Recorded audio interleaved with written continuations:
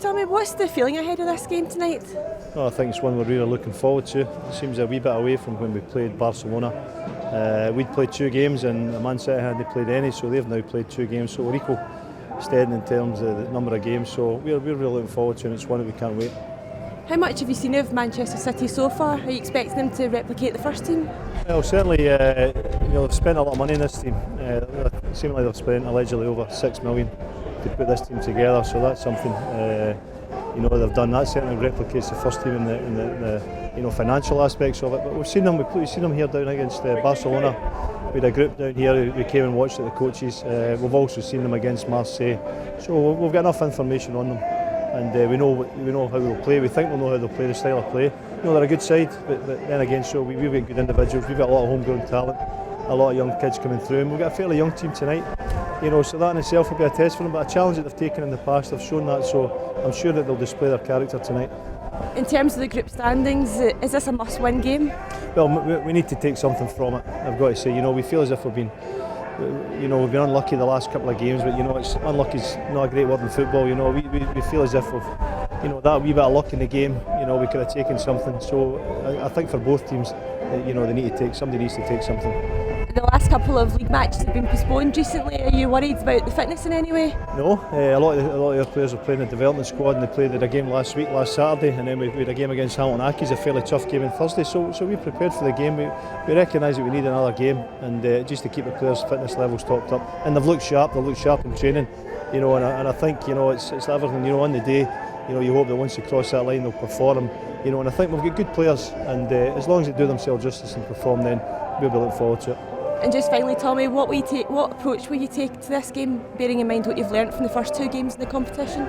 Well, we're going to have a go at them. We're going to go and play. We're going to be aggressive when we press. We're going to press high up the pitch. We know we can't do that for the full 90 minutes, but we're going to make sure we play in the front foot. Hopefully a high tempo game. We've got flair players there. We've got players who can pass the ball and can play, in a Celtic way, and hopefully they'll take that on board tonight. Thanks very much, Tommy. Good luck. Thank you.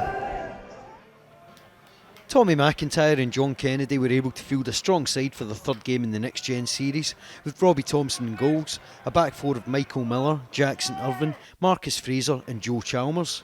John Heron, Philip Twardzik, Dylan McGeoch, Callum McGregor and Paul George lined up in a 5-man midfield, with Tony Watt in attack. Barud Natajic, Rhys Morel Williamson and Patrick Twardzik also appeared as second half substitutes. Having played so well against Barca at Celtic Park, the youths were determined to build on that against City. But a few nerves were evident in the opening minutes when a defensive mix-up allowed the home side to take the lead.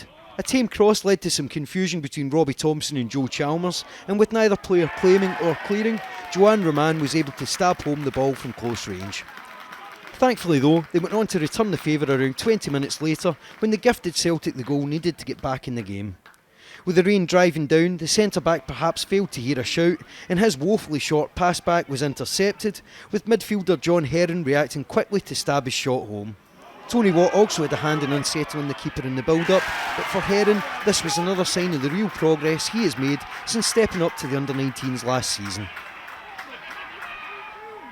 Then, in the 38th minute, Celtic took the lead, with Paul George scoring his first of the night. The goal came from a Callum McGregor corner, which the unmarked George met in the air at the near post, heading the ball past the helpless City keeper. The goal will go down as a rare header from the talented playmaker, who starred as one of Celtic's most influential performers on the night. The youths continued to step up the pace after the interval, and with their opponents on the back foot, they made it 3-1 right in the hour mark. Once again, the goal came from a corner, with the ball played out to Dylan McGeoch in the edge of the area. The teenager then jinked his way through the City defence before getting to the byline and rolling the ball across the edge of the 6-yard box for George to tap home. It was another good finish from the young Irishman after some outstanding play from McGeoch. With Celtic now 3-1 up, City began to push for a way back into the game, and some neat interplay and a good build-up saw them snatch a second. Their number 7 combined well with Roman in the edge of the box, with the striker latching onto the return pass and curling his shot beautifully past Thompson and into the far corner of the net. However, that was cruelly extinguished by Tony Watt a mere 3 minutes later, as Celtic capitalised with a scything counter-attack. Once again, the boy George was at the heart of it, picking up the ball around 30 yards from his own goal and racing across the halfway line. With his marker backing off, he then threaded an exquisite pass through the heart of the City defence and into the path of Watt. He then had time to look up and place a shot in the bottom corner. It was another excellent goal from the youths, with George showing his eye for a pass and Watt his clinical ability in front of goal. That made the final score Manchester City 2, Celtic 4, and a good night's work for the young team. John, you must be delighted with that result this evening. Yeah, excellent. You know, it was well deserved. We knew that if we got at them right from the first whistle and we played the way we know we can play, we knew we had a great chance of taking points tonight. So it was excellent, well deserved victory. Did you have a wee bit of a worry when Man City scored the first goal so early on?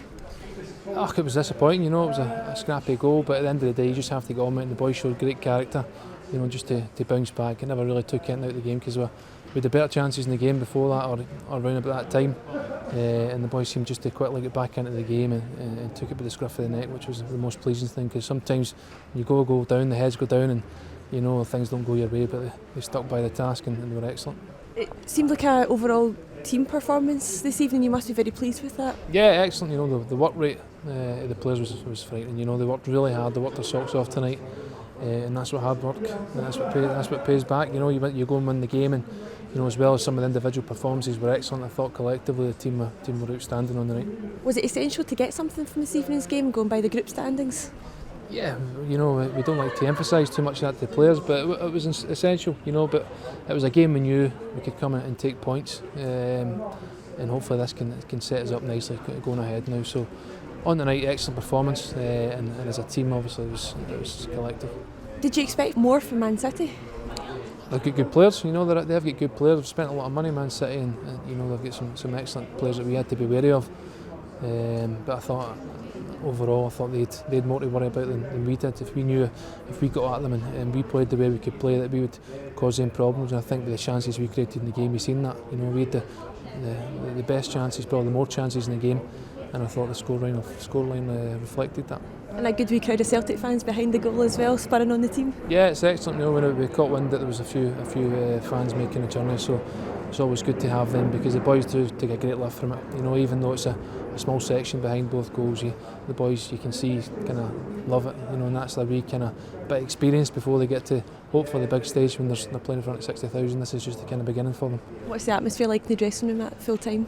Excellent. You know, it's always good to come down here, and obviously a lot of people look at Man City and see the size of the club they're becoming. You know, they are, and I suppose coming down here, a lot of people in England probably thought we were underdogs, but as I say, we knew if we come here and performed that we'd beat Man City, and we had the chance to.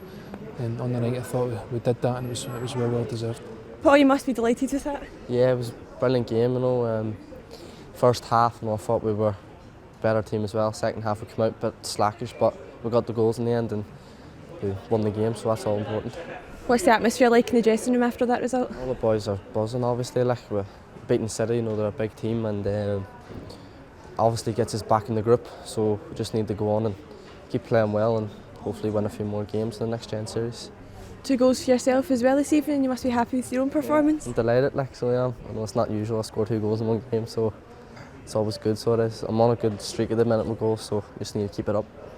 And a wonderful setup as well for Tony Watt at the end. Yeah, I was going to go myself, but he was there, so he's made a good run. I seen it last minute, so he's finished it well, so it's brilliant.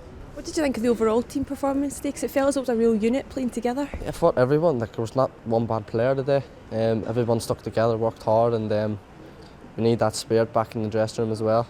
And it's brilliant, all the lads are buzzing, and we need to just keep it up. And just finally, the fans were good this evening as well, wasn't it? A wee surprise package behind the goals. Yeah, it was brilliant. I don't even know where they came from. Just there in their numbers, and it was amazing, so it was brilliant.